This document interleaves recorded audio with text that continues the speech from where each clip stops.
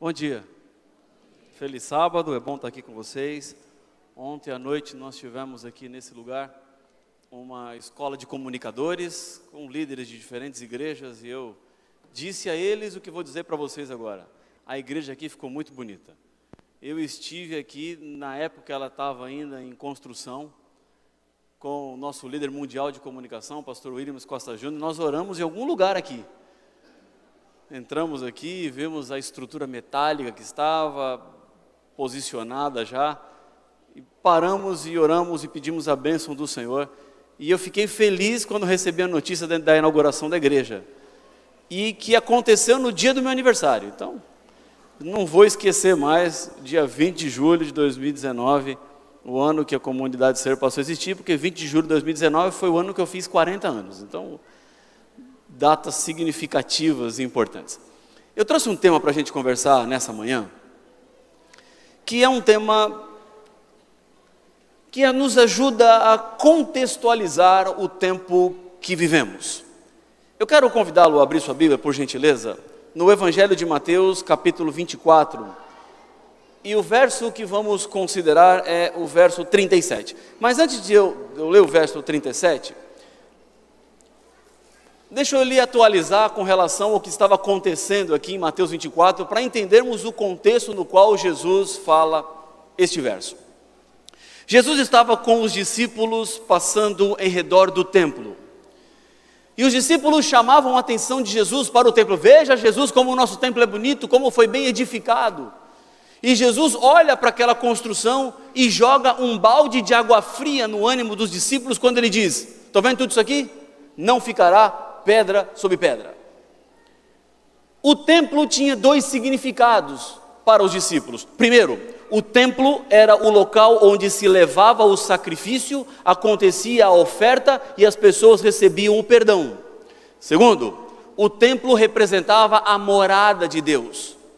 Em cima da arca estava o Shekinah, que era a presença constante do Senhor, era lá que Deus morava. Quando Jesus fala aos discípulos que aquele templo cairia, o que eles entenderam foi que se o templo cai, o mundo acaba. Então Jesus estava referindo-se ao fim do mundo. Por isso que no versículo 3 de Mateus 24, quando Jesus se assenta no Monte das Oliveiras, eles se aproximam e perguntam assim: Senhor, que sinal haverá da tua vinda e da consumação do século? O que é que vai acontecer? E então Jesus começa o seu sermão de Mateus 24. Ele descreve uma série de sinais que aconteceriam no mundo. Ele fala de sinais do mundo político, fala de sinais da natureza, fala de sinais do mundo religioso. Jesus, ele explica como vai ser a volta dele, ele exorta os seus discípulos contando a parábola da figueira, e então chega no versículo 37, onde Jesus encontra na história um tempo que serve de referência para aquilo que vai acontecer. Há no passado um tempo no qual os discípulos deveriam compreender para que eles estivessem preparados para aquilo que ainda viria. E aí está o verso 37, quando Jesus diz assim: pois assim como foi nos dias de Noé, também será a vinda do Filho do Homem. Este é o tempo, essa é a história. Jesus está dizendo aos discípulos: atentem que no futuro vai acontecer com o mundo o que um dia já aconteceu. Assim como viveu Noé, assim como passou Noé em seu tempo, a humanidade passará uma vez mais. A história de Noé é uma história muito simpática. A história de Noé é uma história que a gente gosta de contar para crianças. Porque na história de Noé, você tem até uma musicalidade.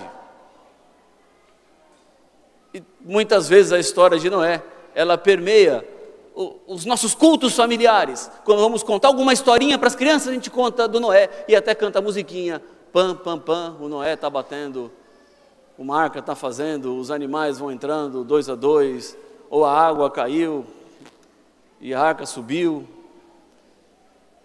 Só que a história de Noé, ela não pode ficar restrita apenas ao universo infantil, porque ela está falando para os nossos tempos, ela está falando para o final da história da humanidade. Compreender Noé é mais do que entender a arca, é mais do que entender a chuva que caiu, é mais do que entender a provisão que Deus deu, mas entender o cenário do passado me prepara para o futuro.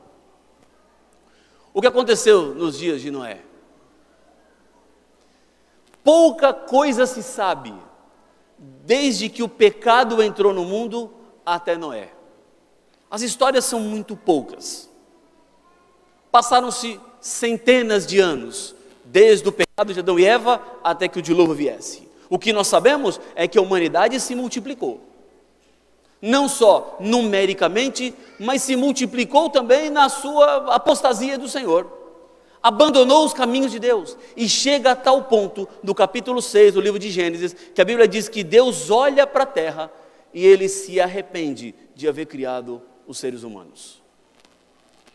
O arrependimento de Deus não pode ser entendido como o meu arrependimento e o seu. O arrependimento humano representa a vontade que temos de voltar no passado para não fazer aquilo que de errado fizemos. Sabemos o nosso equívoco, sabemos que estávamos errados, então eu queria voltar para não fazer de novo o que eu fiz. Ora, nessa perspectiva, o arrependimento de Deus pode ser entendido como arrependimento humano? É claro que não, porque Deus não tem esse sentimento de querer voltar no tempo por uma coisa que Ele fez e que não deveria ter feito.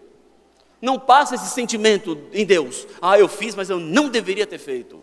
O arrependimento divino, ele vai carregado de um sentimento de compaixão, vai carregado de um sentimento de misericórdia pelas pessoas, pela situação na qual elas chegaram, até o limite que foram. O arrependimento de Deus era uma tristeza, porque os seres humanos haviam se afastado de tal maneira dos planos dele, que não havia outra coisa a fazer, senão recomeçar a humanidade.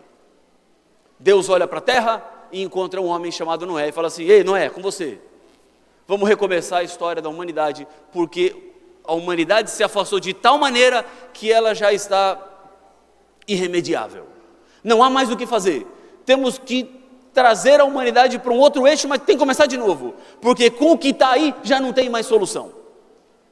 E então, em Noé, na situação de Noé, nos dias de Noé, está o paralelo para o futuro que Jesus projeta, mas que eu tenho razões suficientes para dizer que assim como foi nos dias de Noé, está acontecendo nos nossos dias. Não penso que ainda viveremos os dias de Noé, nós já estamos vivendo. Querem ver por quê? O que eu acho, o que eu encontro quando eu olho para Noé e olho para os nossos dias? Qual é a relação entre as duas sociedades? O que é que foi que aconteceu lá, que hoje está acontecendo nos nossos dias? Primeira coisa,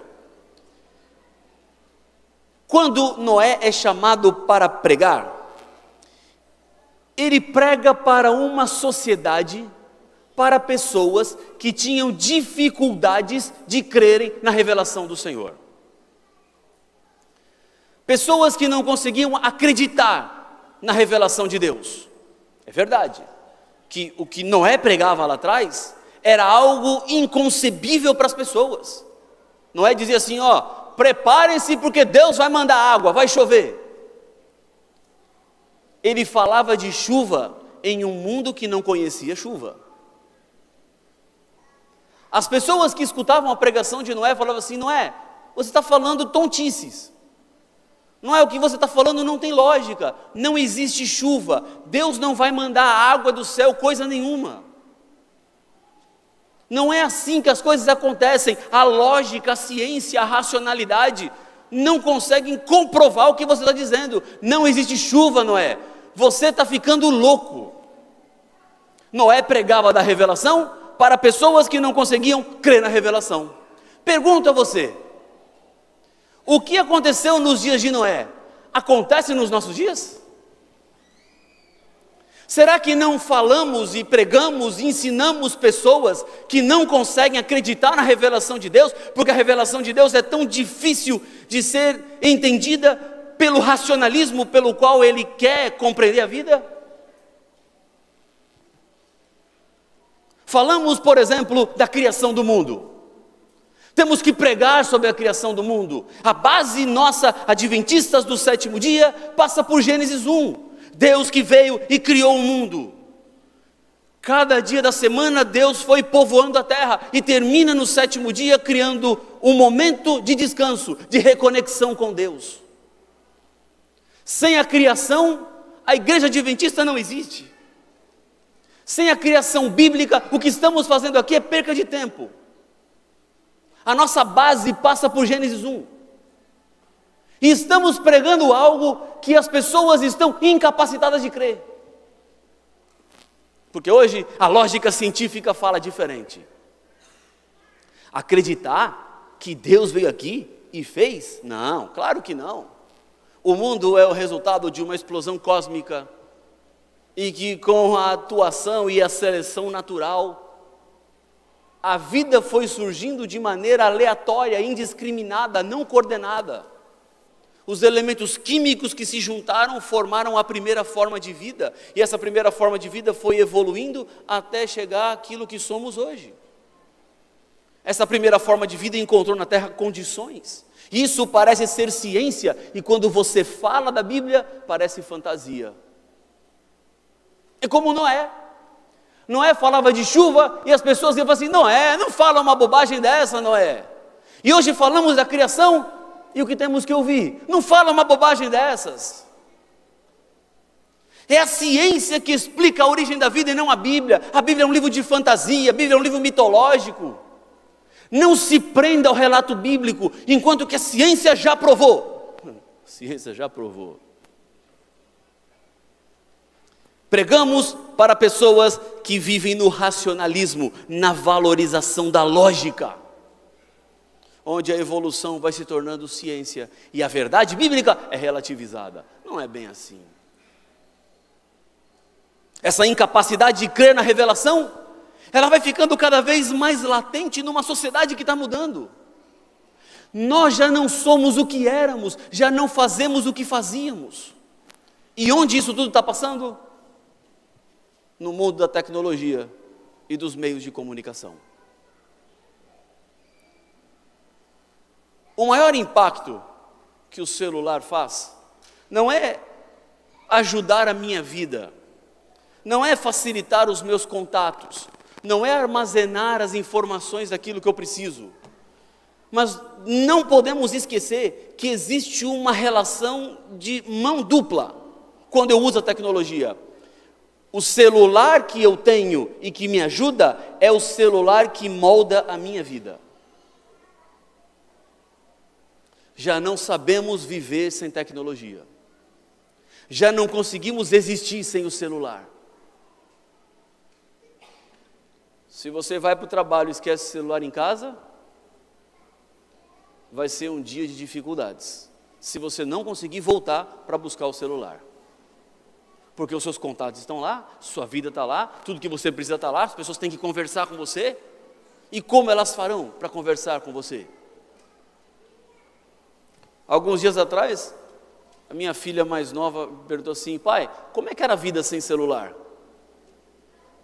E eu fiquei tentando explicar para ela a vida sem celular. Ela falou assim, e quando a mamãe queria falar com você e não tinha celular, como é que ela fazia? Não fazia. Ficava esperando. Esperando o quê? Esperando eu voltar para casa.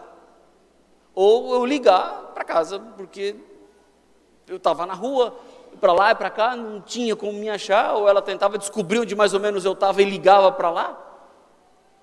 Mas a vida mudou. Vejam, amigos, eu estou falando de poucos anos atrás. Vivíamos felizes sem celular, até o dia que descobrimos o celular. E ele foi incorporando ferramentas em nossa vida, foi mudando a nossa vida, foi mudando quem somos. E parte desse racionalismo que vivemos hoje está embutido nessa mudança tecnológica que nos abraçou, que nos envolveu. E sabe uma outra coisa que a tecnologia tem feito? Ela tem cada vez mais separado as gerações. Vejam como os adolescentes e as crianças estão crescendo completamente diferente da maneira como eu cresci, por exemplo. Como eles se desenvolvem. Se você tem um problema no seu celular, entrega na mão de uma criança e pede para ela resolver, ela resolve. E você fica atordoado, pensando, como é que ela sabe? É porque é tão intuitivo. Essa semana eu conversava com um amigo aqui, ele falou assim, Rafael, eu tenho minha filha de 1 ano e 10 meses, ela não sabe ler, mas ela consegue mexer tudo no meu celular. Ela entra no YouTube, ela entra no canal que ela quer ver, ela não sabe ler as palavras, mas ela sabe a sequência de letras do canal que ela quer ver, com menos de 2 anos. Porque áreas do cérebro estão sendo desenvolvidas que não foram desenvolvidas em outras gerações. É um impacto tremendo que estamos vivendo, esses novos comportamentos. Ou os sábios do Google, gente que acha que sabe tudo, que tem informação para tudo porque viu no Google. Esse racionalismo vai levando as pessoas a se afastarem de Deus e daquilo que Ele é. E esse conflito geracional nos expõe. Sabe, amigos, eu tenho pedido a Deus que me dê um dom ultimamente. E sabe qual é o dom que eu estou pedindo? O dom de línguas. Eu disse, Senhor, me dá o dom de línguas. E eu preciso do dom de línguas. Me capacita com o dom de línguas. E deixa eu lhe explicar qual é o dom de línguas que eu estou pedindo para Deus. Não tem nada a ver com línguas estranhas, porque na Bíblia a gente entende que esse não é o dom de línguas. O dom de línguas é de idiomas conhecidos. O dom de línguas que eu estou pedindo para Deus também não é o de falar um idioma que eu nunca estudei. Não é que Ele me capacite para falar um idioma de maneira sobrenatural, sem eu ter gasto horas e horas estudando para entender a gramática, as palavras, a tradução. Não é isso que eu estou pedindo para Deus, não. Sabe qual é o dom de línguas que eu estou pedindo? Para que Deus ajude a falar o idioma que eu falo, mas para conseguir me comunicar com as outras gerações. Para conseguir me comunicar com as tribos.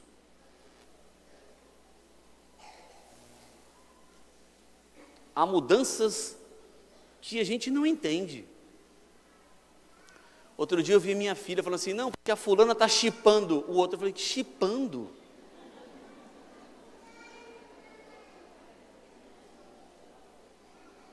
Você sabe o que é chipar? Está vendo como é o problema? Pergunta para o seu filho adolescente que ele vai te dizer para o que é. Chipar é quando você está tentando arrumar alguém para namorar com o outro. E eu falei assim, da onde vem esse tipo de vocabulário, de palavreado?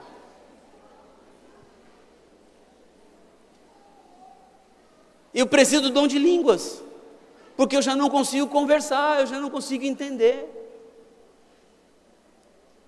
Minha filha leva as amigas para casa, tudo de 15, 16 anos, e eu fico lá só ouvindo a conversa delas. Às vezes eu fico escondido ouvindo. Estou confessando o meu pecado. Eu quero ver o que essas meninas estão falando. O que elas ficam conversando? Elas ficam na sala lá e eu fico meio na cozinha, assim, fingindo que estou fazendo alguma coisa, e fico só assim, né? O que permeia a roda de conversa delas? E aí fica mais evidente, eu falo, Senhor, me dá o dom de línguas. É trágica a constatação. Eu lembro quando meu pai fez 40 anos, a minha mãe fez uma festinha surpresa para ele, convidou os vizinhos, amigos e tal, e não sei o quê. E sabe que no dia que meu pai fez 40 anos, eu tive um sentimento assim, pensei assim, como meu pai está velho, né? Eu pensei isso, 40, está velho. E agora estou eu com 40 anos, não me sinto velho, mas eu acho que as minhas filhas olham para mim e falam assim, meu pai está velho. 40 anos, está velho. O que se dirá de outros, né? Mas vejam como há esse conflito geracional. E é nesse momento, nós queremos pregar o Evangelho, precisamos falar a linguagem que eles entendam, para que eles não sejam como nos dias de Noé, incapacitados de crer na revelação. Amigos, isso me questiona, isso me incomoda. E foi com esses questionamentos incômodos que um dia eu pensei assim, nós temos que fazer alguma coisa para falar com adolescentes. E foi que surgiu a ideia de criar uma plataforma de vídeos na internet chamada Feliz Site Play. Começamos de maneira assim muito precária, pegando vídeos que tínhamos espalhados por aí, ligando para um e para outro e pedindo ajuda, e encaramos a ideia de começar a produzir dramaturgia, algo que a igreja não fazia de maneira sistemática, porque dramaturgia é uma maneira que as crianças e os jovens se conectam com a nossa mensagem. E quando lançamos o primeiro filme, O Resgate, que ainda não era do Feliz Site Play, era o começo de tudo, embrionário, vamos associar Semana Santa a um filme. Os números começaram a se mostrar interessantes. Encaramos a ideia de fazer uma websérie adolescente, chamada Fora de Série. Depois dela, uma outra chamada Menos 10, A Vida Não é um Jogo. E depois dela, uma outra chamada A Melhor Aventura, para falar com desbravadores, que exibimos durante o Campuri em Barretos. E depois ali, Fora de Série, segunda temporada. E agora mais 3 semanas vem Fora de Série, terceira temporada. Temos outras séries chegando, um material que vai falar sobre bullying, chamado Help Me. Uma série de vídeos chamada Incertezas, que começa a ser exibido no final do ano. O ano que vem, 4 vídeos, uma websérie falando sobre criacionismo. Uma agora, que devemos lançar no comecinho de setembro, falando sobre música, o nome dela é B Quadro. Qual é a ideia disso tudo? É conseguir levar a essência da nossa mensagem para um público que já não entende mais, que está ficando envolvido na sua própria existência e não consegue crer na revelação de Deus, o que aconteceu nos dias de Noé. Então a gente aprende de Noé para preparar o nosso povo nos nossos dias, criar maneiras diferentes de pregar o Evangelho. Nós temos hoje uma robô, porque nós demos o nome de Esperança, certo seria um robô, mas uma robô. A Esperança, ela dá estudos bíblicos pelo WhatsApp, 24 horas por dia, 7 dias da semana. No livro missionário desse ano que distribuímos, Esperança para a Família, no final de cada capítulo tem um QR Code que leva para a Esperança, onde você pode conversar com ela. Ela vai te dar 2 estudos bíblicos como opção. Você escolhe um dos 2 e ela vai da primeira pergunta, do primeiro estudo até a última pergunta, no dia e no horário que você marcar com ela. A Esperança está acompanhada de um trabalho de pessoas humanas, de um grupo de psicólogos, por exemplo, voluntários. Se alguém escrever lá para a Esperança assim, eu quero me matar, na hora a Esperança entende aquela frase, aciona o nosso grupo de psicólogos e alguém entra em contato diretamente com essa pessoa para ajudá-la na sua necessidade. Se a pessoa pede uma oração, a Esperança envia para um atendente humano que vai fazer contato com essa pessoa e fazer com essa pessoa uma oração. Ou se ela quer apenas estudo bíblico, ela vai seguir todos os estudos bíblicos como uma robô. Quer mais? Nós estamos recebendo em média 10 contatos por minuto. Não são novas pessoas, mas pessoas que já viram, que interagiram. A Esperança hoje está estudando a Bíblia com mais de 8.000 pessoas pelo WhatsApp. Lembra que Jesus falou que as pedras pregariam? Tem robô pregando, associando ao trabalho humano, para pessoas que não conseguem crer na revelação de Deus. Deixa eu avançar que meu tempo está indo. Segunda coisa que eu vejo dos dias de Noé, e que tem muito que ver com os nossos dias. As pessoas, nos dias de Noé, permitiram que a sua individualidade se diluísse no coletivo. Vou explicar melhor. Quanto tempo Noé pregou? Quanto tempo? 120 anos. Quantas pessoas Noé convenceu para entrar com ele na arca? Quantas pessoas? 7 pessoas. Esse foi o resultado do trabalho missionário de Noé. Ele convenceu a esposa dele, os 3 filhos e as 3 esposas. Convenceu 7 pessoas. Deus o convenceu e ele convenceu mais 7. E no final apenas 8 pessoas entraram na arca. Podemos até achar que foi um fracasso a pregação de Noé. Fica 120 anos pregando e só 8 pessoas entram na arca? Noé só consegue levar 7 e as 7 que ele leva era o núcleo familiar dele? Foi isso que aconteceu. Mas foram essas pessoas as únicas que creram na pregação de Noé? Não. Teve o grupo daqueles que creram na pregação de Noé e morreram antes do dilúvio. Uma das pessoas foi Matusalém, por exemplo. Morreram antes do dilúvio. Há também o grupo daqueles que creram na pregação de Noé. Mas porque eles se diluíram no coletivo, eles não tiveram coragem suficiente para assumir sua fé.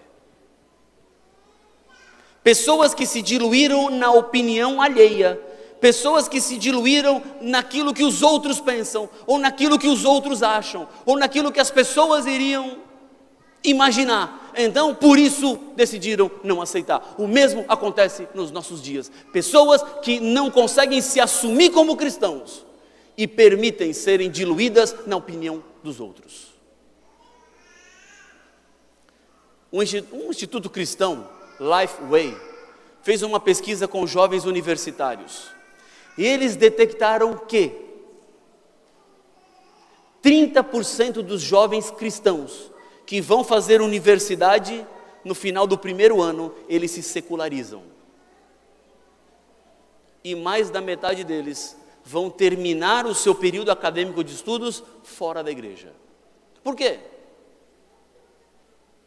Porque acham que estão virando super intelectuais e que o intelectualismo está incompatível com a Bíblia? Duvido. Duvido que há essa super intelecção. Mas alguns acham que estão ficando muito sábios, muito inteligentes, muito entendidos. Mas sabe qual é o grande problema? É que eles vão se diluindo no coletivo, entram com crise de identidade, não sabem as raízes, as bases, as razões da fé, e depois saem da igreja. Eu postei essa semana uma frase no Twitter e a frase rendeu. Eu escrevi assim: saber que muitas pessoas apostatam me entristece, mas não me assusta. Sabe por quê? Porque a Bíblia diz que antes da vinda do Senhor haveria uma grande apostasia. Quem está saindo, na verdade, só está provando para mim que a profecia é real. E o que me cabe fazer é olhar para mim mesmo para que eu me mantenha fiel, porque quem se apostata comprova a profecia. Pessoas diluídas no coletivo. Esses dias alguém me mandou uma imagem de uma mexerica, tangerina, poncã, laranja cravo, não sei o nome que você quer dar, bergamota, tangerina.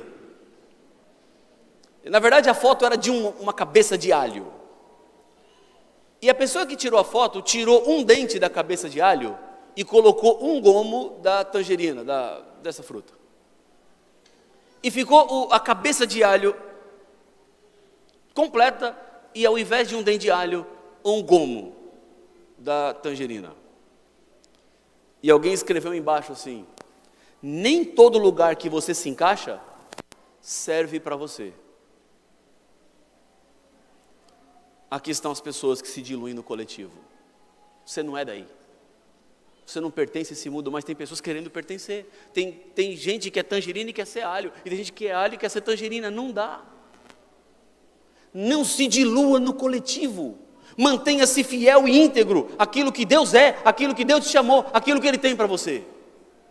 Terceira coisa que eu vejo nos dias de Noé e que está muito presente nos nossos dias: pessoas que não conseguem viver a transcendência.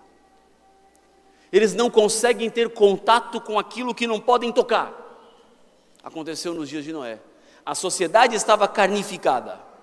Era uma sociedade capitalista e que valorizava aquilo que tocava. Uma sociedade consumista. O que vemos nos nossos dias de maneira muito fácil? Uma sociedade que valoriza o que pode comprar. Uma sociedade que talvez já tenha dado até um passo a mais, que hoje as pessoas valorizam não apenas o que tem, mas valoriza aquilo que você parece ter. Não precisa nem ter, é só parecer ter. O Facebook e o Instagram estão aí para comprovar. Com os recortes que fazemos da vida, printamos aos outros um mundo que não existe. Ou printamos uma realidade nossa que é irreal, facebookiana, instagramiana, mentirosa. Idealizamos uma vida nas redes sociais que não tem nada a ver com a vida real. Mas estamos valorizando apenas elementos de uma sociedade capitalista, consumista. E sabe qual é o problema disso? É que a gente leva essa relação da vida de consumismo para a relação com Deus. E eu agora olho para Deus como aquele que vai me dar coisas. Um Deus que vai me fazer prosperar. Um Deus que vai me dar uma promoção. Um Deus que vai me dar um salário maior. Um Deus que vai me dar um carro novo. Um Deus que vai me dar a melhor casa do bairro. Olhamos para Deus nessa ótica.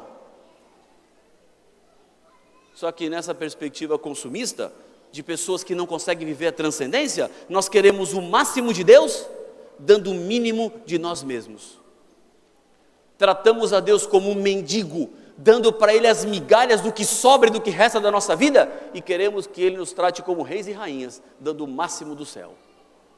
Deixa eu te dizer uma coisa, se você dá migalhas para Deus, o que você vai ter de Deus são migalhas.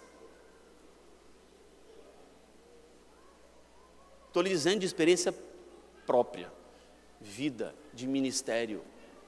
Quem dá migalhas para Deus, terá migalhas de Deus. Agora, quem dá a sua plenitude para Deus, terá a plenitude de Deus na sua vida. Mas a gente continua nessa lógica. Eu quero dar para Deus o que sobra e quero que Ele me dê tudo. Eu dou para Deus quando já não vai me faltar mesmo, aí eu dou para Deus. Agora, quando eu falo com Deus, eu quero que Ele assim, abra as comportas celestiais e derrame rios de água viva na minha vida. Que tipo de relação é essa que a gente quer com Deus?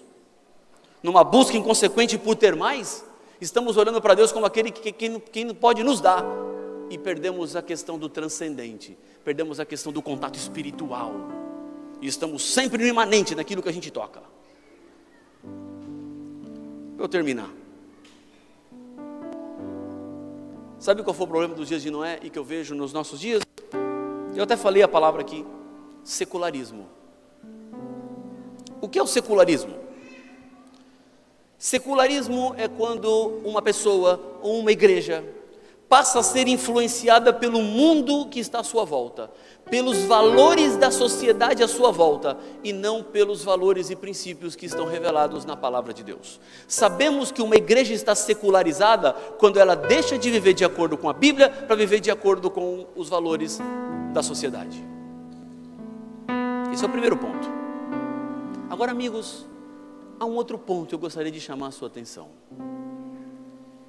Uma igreja está secularizada quando ela permite que o mundo entre nela. E é por isso que líderes religiosos tentam de todas as maneiras impedir que o mundo entre aqui, para que a nossa base seja a Bíblia e não os valores que estão aí fora. Identidade de gênero, homossexualidade, outras coisas mais que estão sempre rondando. A secularização de onde vou, do que faço, do que penso, do que leio. E os líderes ficamos assim, não vai aqui, não faz ali, não lê isso aqui, não vai para lá, para que o mundo não entre aqui. Mas sabe qual é o pior problema do secularismo? É o reverso. Eu tenho medo que o mundo entre na igreja, mas eu vou lhe dizer uma coisa, eu tenho mais medo de que a igreja não entre no mundo. Vou repetir, eu tenho medo que o mundo entre na igreja, mas eu tenho mais medo de que a igreja não entre no mundo. Porque o secularismo não é apenas quando o mundo entra na igreja, mas o secularismo se dá quando a igreja perde sua capacidade de entrar no mundo e influenciá-lo. Foi o que aconteceu nos dias de Noé. Uma sociedade secularizada e que não conseguia entrar no mundo para influenciá-lo.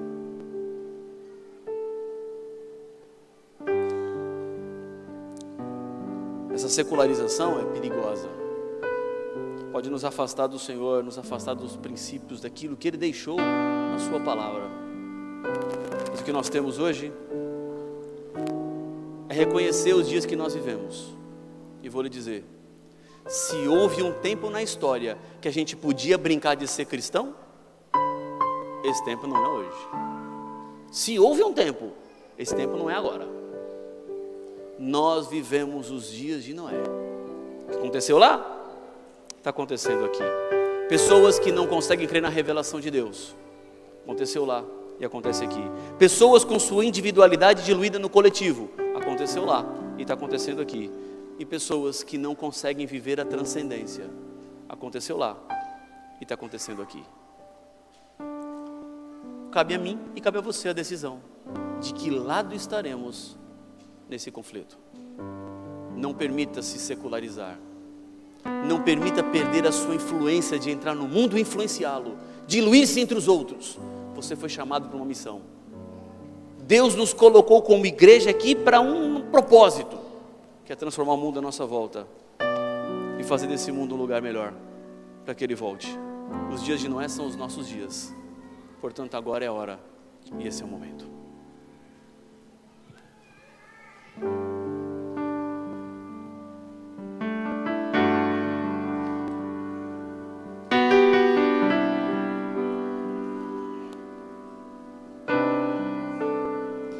Não peço apenas pelo pão, não peço apenas por um mundo sem conflitos, não peço apenas proteção, não peço apenas paz ao coração aflito. Não vou pedir mais uma vez que a minha vida seja isenta de fracassos, mas vou ficar bem junto a ti e nunca mais fugir pra longe dos teus braços.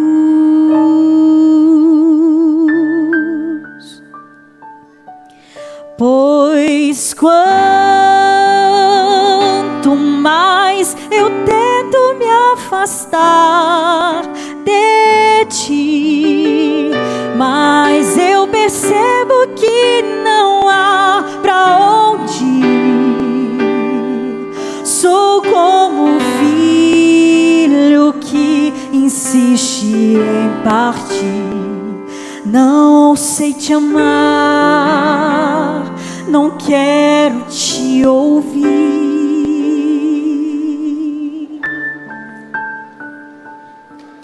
Me ensina a dar somente um passo cada vez.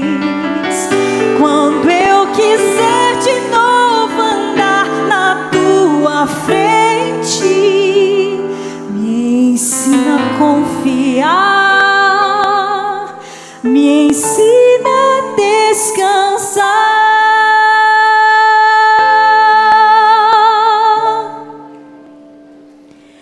em ti.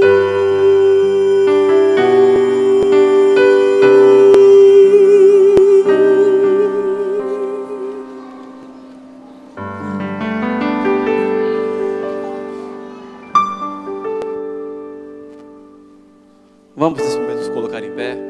Vamos pedir a bênção do Senhor, que nos leve segurança de volta aos nossos lares, continue sempre ao nosso lado, para sermos aquilo que Ele quer e espera de nós. Senhor, Deus querido, Pai nosso, obrigado por ter estado conosco nessa manhã, pela reflexão que vem da Tua Palavra, que assim podemos entender e compreender mais o Teu amor e da Tua graça.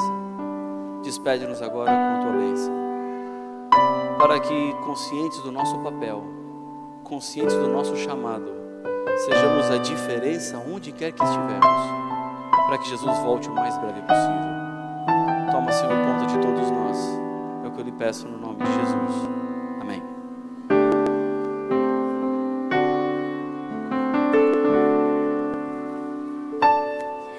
Pois quanto mais eu tento me afastar de ti,